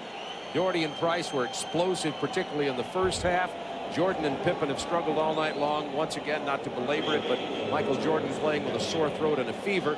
Mark Price really set the tone for Cleveland tonight. And Bobby Hansen, a Chicago crowd favorite, finally gets some playing time here. He's had very little because Greg Hodges is the other off guard, and Hansen rarely gets into the ball game. I'm really kind of surprised here. Not by the score right now. I honestly thought, because of their great defense, that Chicago would come out, pick up full court, or also trap at half court. But also, if I'm Phil Jackson, I don't like the game conditions here. I don't like the floor conditions. So maybe I do not want my starters here slipping and sliding, especially at the side to the right here of your screen. That's where most of the guys are falling down. These conditions could continue throughout the playoffs too, because the Blackhawks are staying alive in the Stanley Cup. People are talking about the first time in history an opportunity for 2 teams, an NBA team and an NHL team, to win championships. The Bulls not thinking about a championship tonight. They're thinking about how to come back against Cleveland at Richfield Coliseum when they play on the weekend. Cavs have a 30-point lead.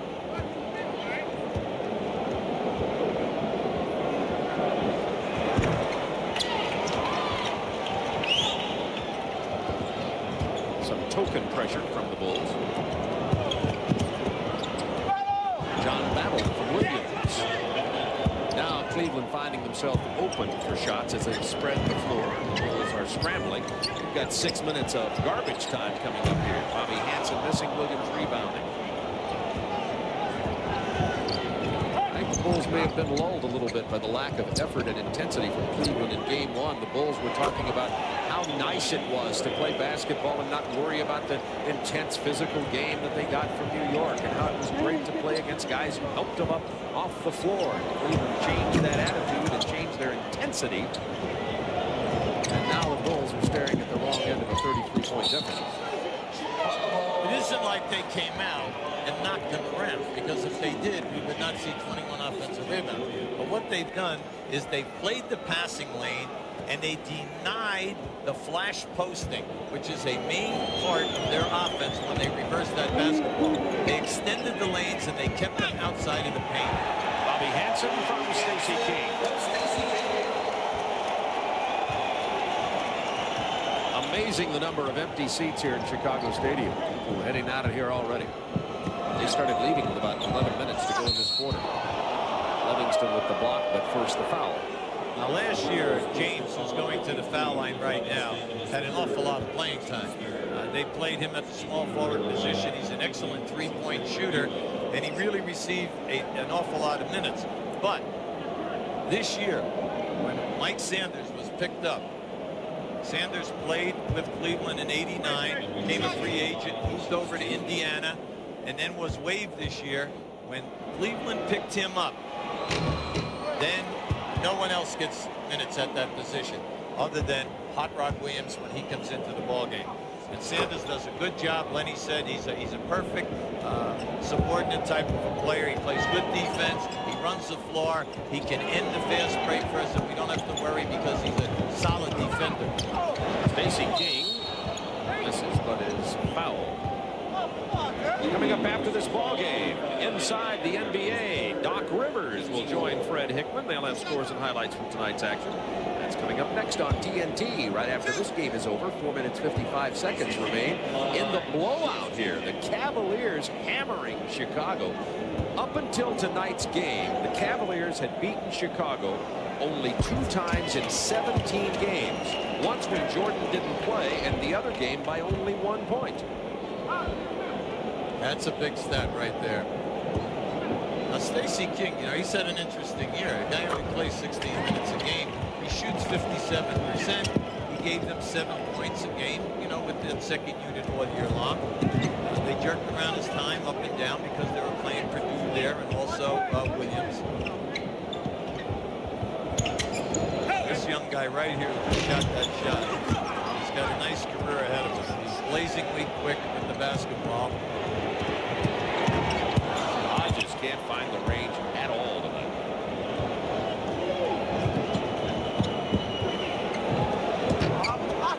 Ferry with the rebound. Clock down to 4:18. The series goes to Cleveland on the weekend. Who would have thought players 8 through 12 would be on the floor for Cleveland with 7 minutes to go, working their way down? I mean, think about that a second.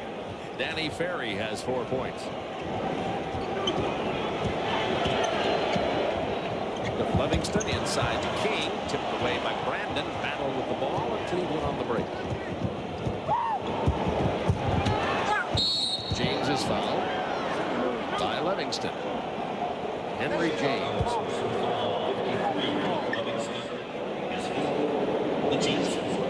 Henry James, terrific range, really great range. And when you think this young man weighed 260 pounds in high school and was a great football player. Went to college, slimmed down, became an outstanding basketball player, played overseas. I think he played in Spain, one of the countries that he played in. Slimmed down, became an offensive force. Gave them good minutes in that small forward position. Stacey King with the careless pass out of bounds and belonged to the Cavs. 99-66. The biggest playoff defeat in Bulls history is 29 points, and right now they trail by 33. When you put your guys in now, you just want them to share the basketball, be unselfish, make the extra pass. Nice. The lowest point total, by the way, speaking of records, the Bulls have ever scored in the playoffs is 72. Armstrong is fouled. The Bulls have a great chance to break that UBS record. DJ Armstrong had a terrific year. He's really grown. He had received more minutes this year. He and Paxson shared the spot. He played 23 minutes a game for them during the year. Averaged right at 10 points. Shot a good percentage. Really picked up his defensive play. And Bobby Phills has checked in, number 14 for Cleveland. He is the rookie from Southern. One of the 2 rookies on the Cleveland squad as you take a look at a dejected Chicago bench. Cartwright strained his back. We have not had any further word on the severity of the injury to Bill Cartwright, but obviously as the Bulls try to repeat as world champions, that will be a significant news story tomorrow, the severity of the injury to Bill Cartwright. Well, in game 1, we tried to bring out the point that we have 2 excellent road teams here. In the league this year, only 6 teams had a winning record on the road. Cleveland had the 5th best, and Chicago had the best road record. So, you expect them to win on the road. And I like what Lane Wilkins said, and that is, hey, once you get past the first round of the playoffs, the good teams can always win on the road because they have outstanding talent, and if they play together, their defense and their offense mesh, they can get one. The Chicago Bulls on their way to their worst playoff loss in history with 2:48 to go, and the Bulls' big 3 have really struggled. You see the season average and playoff average coming into tonight's ball game. And tonight, between them, 42 points, 16 for 46. DJ Armstrong now has 10. Cleveland lead. Biggest loss ever by the Bulls in the playoffs, a 29-point loss. That's the only thing in question here at the moment. Curve missing, Livingston rebound.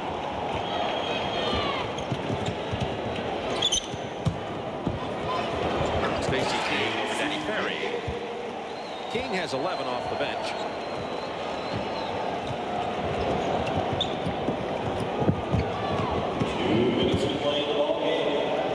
To play. Mercifully.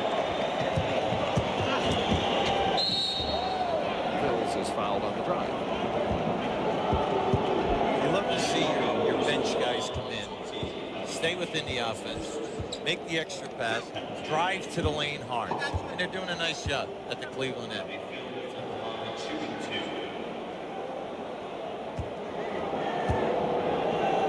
Portland has a 2-0 lead over Utah in the Western Conference Championship Series, and we'll have Game 3 in the West Finals tomorrow night.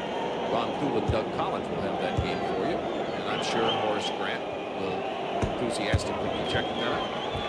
That's right. You try to make that point at the top. You're only down 1-0. You get beat by 40 points, it's still only one loss. Tonight you leave here, you came into Chicago trying to steal one game, and you got it very impressively. You really outplayed them in every category that there is, except taking care of your defensive play. Foul on Ferry, and Stacey King will shoot the free throw. Hubie, I ask you the tough question. I mean, you coached so many years in the NBA. How can you explain a world championship team like the Bulls delivering a performance like this tonight? Yes, Cleveland played well, but the Bulls have been absent. Yeah, but you know, I remember in the playoffs, it was in the mid-'80s in Boston. Los Angeles came in game 1, and I do believe in the finals, Boston beat them by 40 points. Everyone was saying this is going to be a romp. The very next game, what happens? LA wins the ball game, and then you have a great series going. Just how do you figure? No way to figure it out. Absolutely. That's why you play the games, and what you try to do when you get beat and you play poorly, you do not try to aggravate by slinging mud, by making wild accusations, or just degrading the opposition. This team in blue, what we said at the top, 57 wins. That's all Portland had was 57, and everyone's saying that Portland's going to play Chicago in the finals. The Bulls were talking about Cleveland after the Game 1 victory as though they were going to get a walk in the park. Lenny Wilkens talked to his team about it, said frankly it bothered him. Yeah, and you know, here's a man last year, his team, they improved from last year to this year 24 games. Now the closest to that were 3 teams with 14 wins and 14 more wins. So he has made an incredible coaching job in Cleveland this season. And I'm just happy for him because of all of the negative stuff which has been written here in the paper for the last couple of days and the idiotic statements that were made. It's just nice to see them even the series. And now let's see what happens, you know, when they go at it in the next 5. Cavs by 30. Bobby Hansen will go to the line with 42 seconds to go in the ball game. On behalf of all of us at TNT, this will be Hubie's and my final telecast of the 1991-92 season. We started back in early November and have been through a lot of ball games, a lot of cities in the NBA. I'd like to thank our executives and our production staff for an excellent job once again covering the NBA on TNT this year.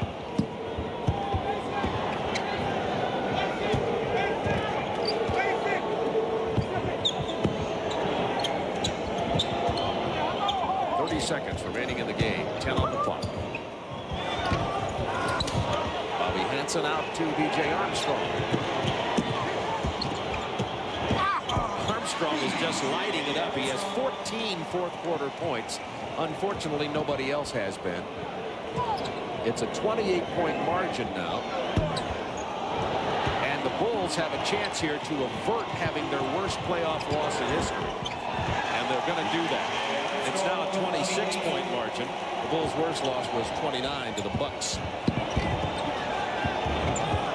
This one is going to be over, and the Bulls will be glad to lick their wounds. Lenny Wilkens did a masterful job of adjusting, getting his team to come back out and play the game they played so well that gave them 57 wins in the regular season. 107-81 over the Chicago Bulls. The game really got started very well when Mark Price came out and set things up so very well by delivering the ball, handling it well, and particularly handling the pressure from the Chicago Bulls full-court trapping defense. We're going to get Mark Price to join us here at our courtside table and talk about this Cleveland comeback from the shellacking they took in the first game of the series. Lenny Wilkins talked to the team and had you guys ready to play. And Mark Price, first of all, congratulations on the win tonight. But tell us about coming back off of a game you scored only 89 points in your team, a lot of turnovers. You and Daugherty even had some early turnovers in that ball game. Yet tonight you come back and have this kind of performance. How did you do that? Well, I think there were a lot of extenuating circumstances the first game. Not only us, but Chicago. Both of us came off a 7-game series, very emotional game 7s, and we had to travel the next day, come to Chicago, and honestly, we just didn't have it last game. We got, I think, a little bit maligned unfairly because of that game, and, you know, we got guys with a lot of character on this team. You know, people haven't been really giving us the respect that we feel that we deserve, and we wanted to come out tonight and show that we belong in the Eastern Conference Finals and that we're a very good basketball team. Well, you definitely did all of that. All right, but I'm afraid to touch you here because you might still be on fire. I mean, you were running here on that one fast break, 2-on-2. You just stopped and shot a 3. I mean, did you just feel it? Did you have it before the game, or when did it hit you?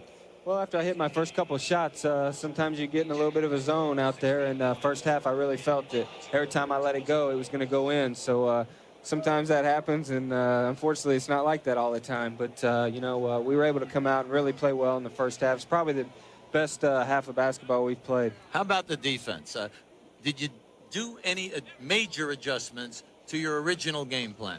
Well, the first game, we did a lot of switching on picks and things of that nature, and it got us a little bit in trouble with Brad getting caught out on Michael and Scotty a lot. And tonight, we did more trapping in that situation and tried to make them give the ball up somewhat, which worked a little bit better for us. Mark, coming off your major reconstructive surgery, you must have some feeling of satisfaction coming back, not only yourself, but with the team. How do you feel about that comeback the way you have this quickly? You obviously have your speed and quickness back. Well, we, you know, we're very excited to be here. It's very sweet to us right now because the last couple of years have been rough. We've had a lot of injuries, and it's been a situation where about 3 years ago, we felt we were at the point of really making a move in this league, and the injuries set us back. But this year, everybody's somewhat healthy for the first time, and we feel like, you know, we're able to show people what kind of basketball team we are. Mark, Game 3 in Cleveland, home crowd, one of the noisiest buildings, right along with this one. You know, what can we look forward for? Well, we just hope we can keep the fans in the game. Unfortunately for them tonight, we were able to take the fans out early, which helps. And believe me, the people in Cleveland have been waiting a long time for something like this, and they're going to be loud. Mark Price, congratulations on you and the Cavaliers for your victory tonight. It's even at 1 apiece. You go back to Richfield Coliseum. Well, we're excited about it. Thanks, Mark Price. Again, Mark. 23 points tonight, and Mark didn't even play very much in the fourth quarter because of the blowout that was underway. 107-81. The Cavaliers get the Chicago Bulls to even this Eastern Conference Finals at 1 game apiece. We'll be back in just a moment. Back in our Atlanta studio, Ernie Johnson, Dick Versace. The final was 107-81. Cleveland evens the series with the Chicago Bulls. How'd that happen? Well, what you got is you got a team that won 57 games during the year, and I think Chicago just forgot about that. They came out with too much swagger. They had too much trash talking in the paper about how easy it was and how tough New York was, and they forgot. This is a team filled with great athletes who not only can score but can step it up and play on the defensive end too. Well, Cleveland takes the home court edge away. Are they in the driver's seat, or are they kind of sharing that with Michael and the guys now? How's it stand? EJ, I just don't think you're in the driver's seat ever with Chicago. I mean, the one thing, though, that I think is a big factor in this game is, and that is that Chicago likes to play within their offense. And they 67 times during the year, they've got wins, you know, and we're in a huge comfort zone.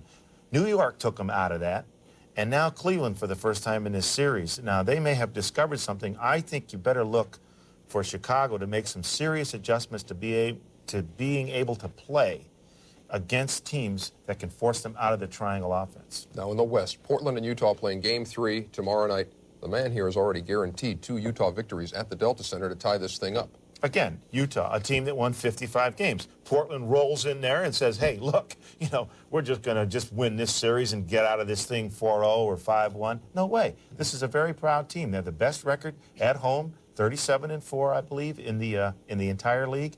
They're awesome. The Delta Center is louder than Chicago Stadium, louder than, where the Memorial Coliseum. Hey, this place was louder than Chicago Stadium. Yeah, well, I mean, this is a very loud place. What did you say this place reminded you of? Like nothing I've ever experienced before, I think is what it is. Inside the NBA comes your way next here on TNT. What a smooth segue that was. Fred Hickman, always good to talk to Fred, did that earlier tonight. And Doc Rivers, and they'll have a conversation with Terry Porter. Tomorrow night, our final TNT playoff telecast of the playoffs. The Blazers and the Jazz tomorrow night, tipping it off at 8 o'clock here on TNT. For Dick Versace, I'm Ernie Johnson. The Bud Player of the Game comes your way when we send you back to Chicago. We'll see you tomorrow night, folks.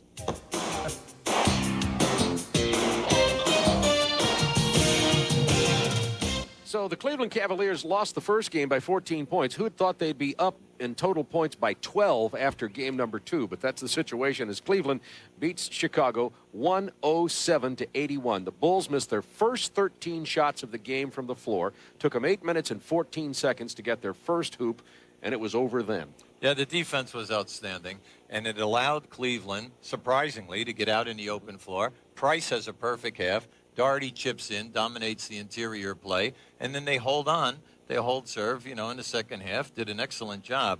So you have to give them all the credit. They overcome a lot of negative publicity, and you have to be very happy for them. They rose to the occasion. They proved, hey, that's why we win 57, baby. It's our final TNT telecast this year. It's been great working with you and Doug Collins again. Both cute tears dripping here. Hubie and I are going to just keep showing up, though. They can't cut us out of this. We're having too good a time for this to end.